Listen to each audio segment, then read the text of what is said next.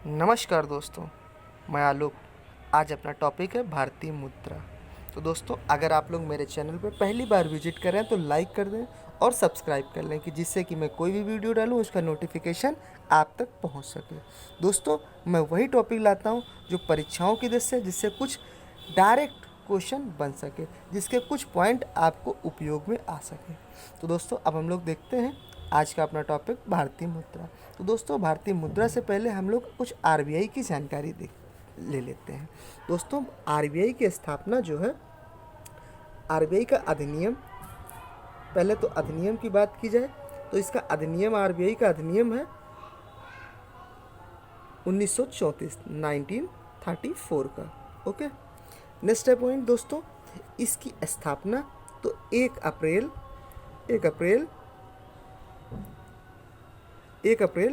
1935 को स्थापित किया गया। ओके, नेक्स्ट दोस्तों बात की जाए तो इसकी राष्ट्रीयकरण, आरबीआई का राष्ट्रीयकरण तो 1 जनवरी 1 को 1949 को स्थापित किया गया।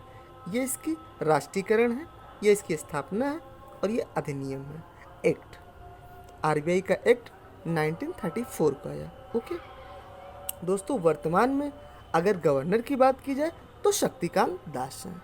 तो ये तो दोस्तों कुछ आरबीआई की बेसिक जानकारी थी। तो हम लोग चलते हैं इसी पे आगे। अब 1935 में दोस्तों पत्र मुद्रा का निर्गमन का दायित्व reserve bank of India, RBI का को दिया गया था, आरबीआई का दिया गया। ठीक है, नेक्स्ट पॉइंट है 1938 में जॉर्ज पंचम के चित्र वाले नोट के स्थान पर जॉर्ज अष्टम, जो कि इंग्लैंड के राजा थे, उनके चित्र वाले नोट को जारी किया।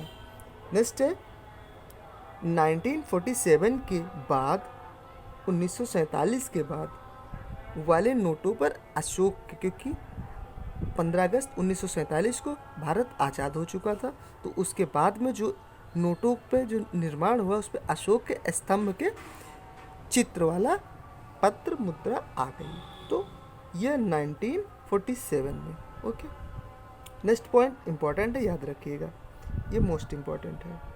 ये 1987 में 1987 ईस्वी में सबसे पहले महात्मा गांधी जी के चित्र वाले 500 रुपये के नोट मार्केट में आए।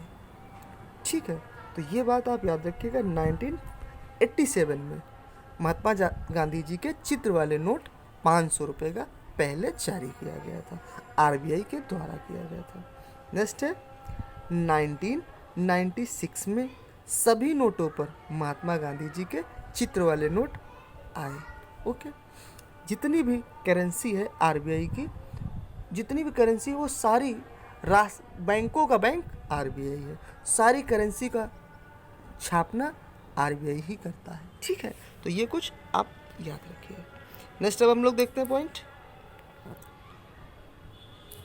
नेक्स्ट है आरबीआई के वाई बी रेड्डी के कार्यकाल में सन 2005 में निर्गमित होने वाली नोटों के निर्गमन वर्ष छपना शुरू हुआ।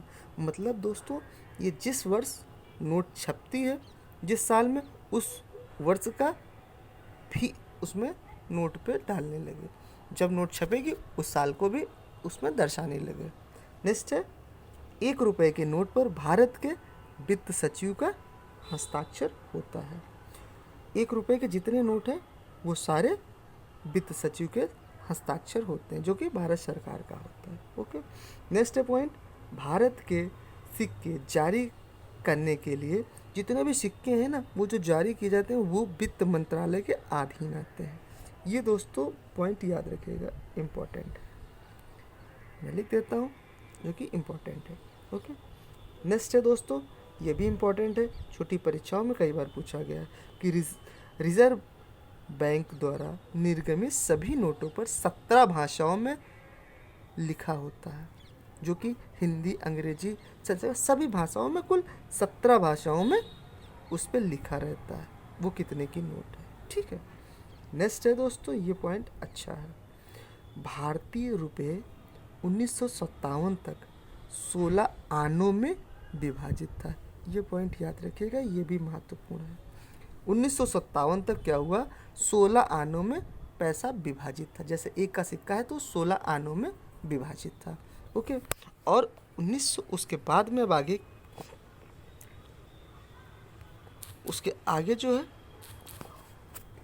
1957 के बाद में 1957 के बाद में मुद्रा की दशमलव प्रणाली अपनाई गई। दशमलव प्रणाली का मतलब दोस्तों 1 रुपये में 100 पैसे की प्रणाली अपनाई गई। ओके, तो ये पॉइंट भी महत्वपूर्ण है, याद रखिएगा। मैंने आपको कुछ पॉइंट जो बताया वो आप टिकिए याद रखिएगा, जो ये पेपर में डायरेक्ट छप सकते हैं। ओके, नेक्स्ट है रुपए के लिए सिंबल के लिए चयनित किए गए चिन्ह जो है ना वो उदय कुमार ने दिया था। जो रुपए का चिन्ह है दोस्तों, ये रुपए का जो चिन्ह है, ये रुपए का चिन्ह जो है ये उदय कुमार जी ने दिया था।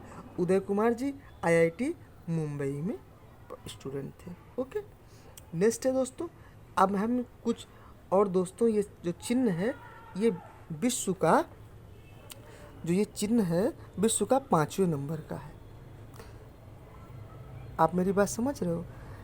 ये रुपए का जो है अलग पहचान रखने वाला जो है विश्व का 5वां देश भारत था, तो याद रखिएगा। तो मैंने ये सारी किसकी देश की कौन सा चिन्ह है वो भी मैंने लिखा दिया है। तो पहले तो हम भारत का ही देखते हैं। भारत की मुद्रा का चिन्ह है, रुपए का निशान है, रुपए का निशान। नेक्स्ट दोस्तों, अमेरिका तो डॉलर है, आप सभी लोग जानते हैं। ब्रिटेन की मुद्रा का चिन्ह है पाउंड स्टर्लिंग, ये पाउंड का सिंबल है।